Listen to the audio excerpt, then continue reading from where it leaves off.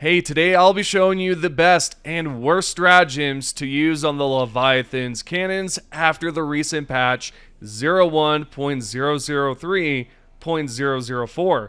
I'll also give you my honest thoughts about targeting the cannons because I think it's not the best idea, and I'll explain why. Not only that, there's just so much more I'll be covering. If you enjoy the content, as always, please show some love by hitting the like button. I'd really appreciate it. Let's jump right in. The first stratagem on the list is the Recoilless Rifle. This support stratagem can one-tap the cannon turrets easily. Next on the list is the AMR, aka the Anti-Material Rifle. I think it's sort of good to use on the Leviathan considering it only took 11 shots to destroy a turret. Now I know what you're probably thinking, 11 shots isn't that great. However, I think it's perfectly fine to use considering you're targeting the cannon turret from afar, which makes it easier for you to survive. The only downside is that you only have 7 bullets in one magazine, which means you'll need to use 1.5 magazines to destroy one cannon turret. So it does have its pros and cons when using this particular support stratagem against this enemy.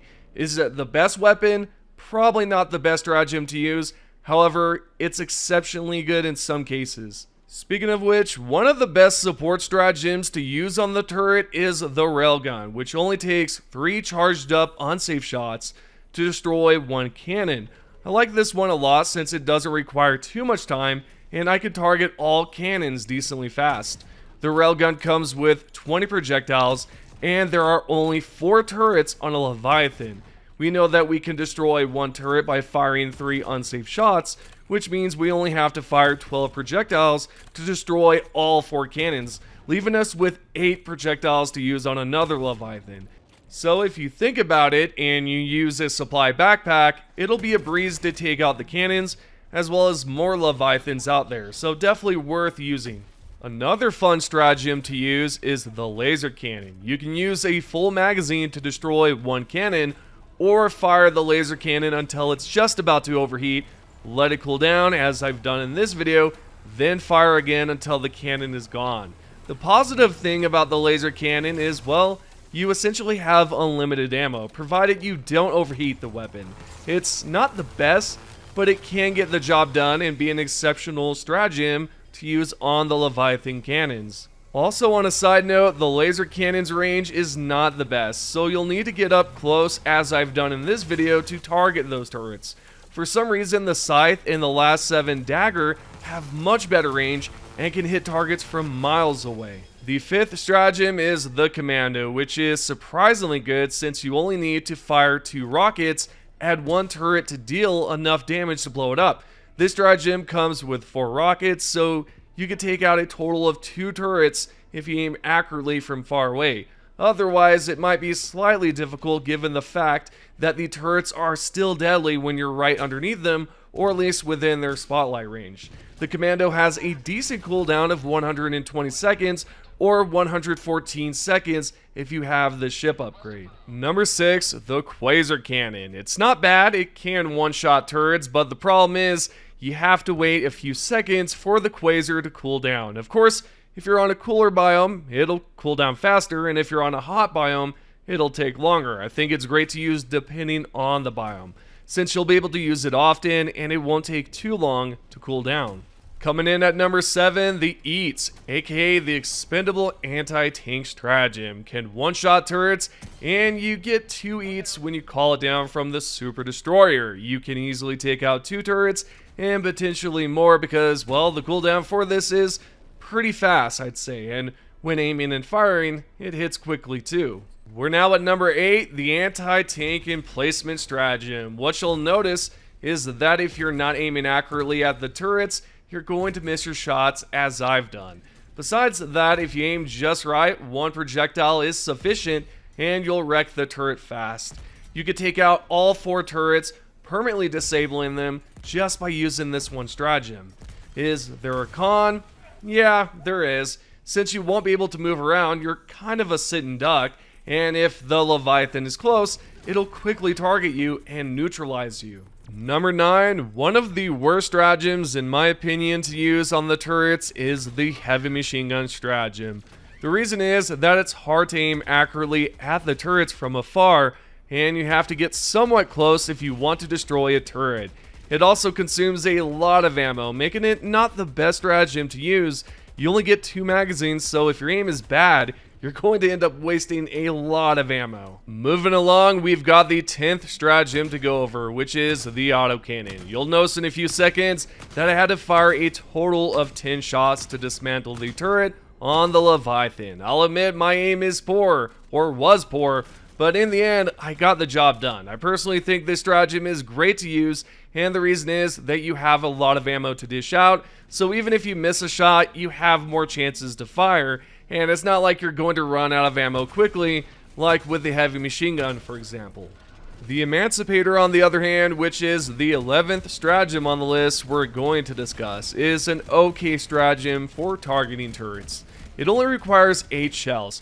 Now, do I think it's terrible? No, it's amazing to use on Leviathans if you're not targeting the turrets alone. I actually recommend that you aim for the fins instead of the turrets because you'll see a better outcome and completely disable the Leviathan altogether. So for example, you can see in this clip, I'm firing at the fins from a distance, and this right here will actually bring the Leviathan down and it'll plummet straight towards the ground. So try that out instead of targeting the turrets. How about we now go over a stratagem I don't recommend trying out. That's the Airburst rocket launcher. It's completely useless. At least when I tested it out, you can see the clips here, that's just not worth using. I thought it might disable the turrets, or at least damage them to some degree, but nope, it's useless. I also tried out the double-edged Sickle. Oh yeah, I know a lot of people dislike this weapon, and you might be wondering why I tried it out. Well, it does have the ability to inflict heavy armor penetration when it overheats, but it's also not worth using. Plus, if the turrets don't get you, the double-edged Sickle's overheat damage will. On a different note, I tried to see if the turrets would pick up on the Wasp Launcher, and the answer is, as you can tell, is no. It only targets the main body even after the update. So overall, do I recommend targeting the cannons on a Leviathan? Yes, and mostly no. I only say yes if you frequently use a stratagem like the Quasar Cannon or maybe the Eat 17 stratagem. Now the reason I also say no is that you can use the Recoilless Rifle and fire 2 shots at a fin, which will destroy both the turrets and the fin together. If you go a step further and destroy the other fin, you can completely disable both turrets with only 4 shots together. Not to mention, it only takes 2 more shots to permanently put the Leviathan down like Old Yeller. Besides that stratagem, the emplacement isn't bad either when bringing down a Leviathan. I recommend targeting the fins, and it only requires half a magazine, as you'll see in the bottom left corner.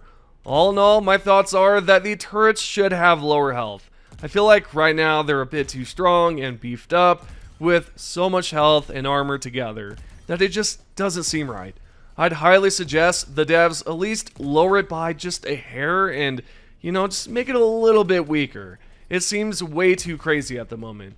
If you agree or disagree, let me know what you think about the patch so far in this video, and let's discuss it together in the comments. I'd really like to know what you Helldivers think about the turrets.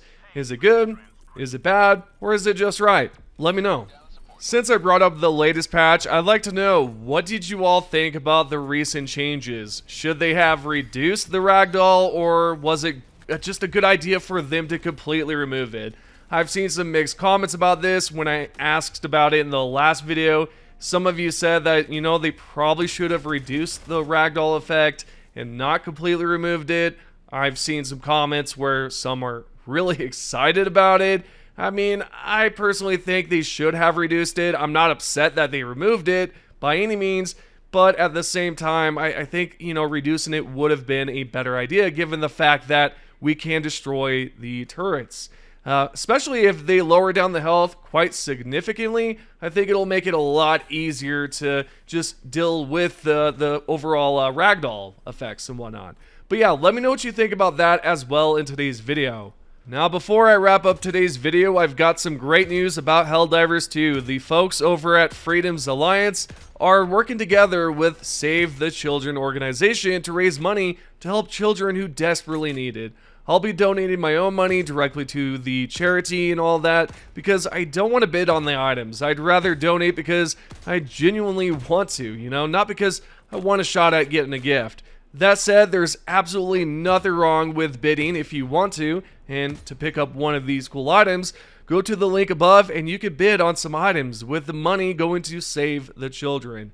There are a lot of cool things to bid on, such as a helmet, a bag, and posters signed by the devs, and so much more.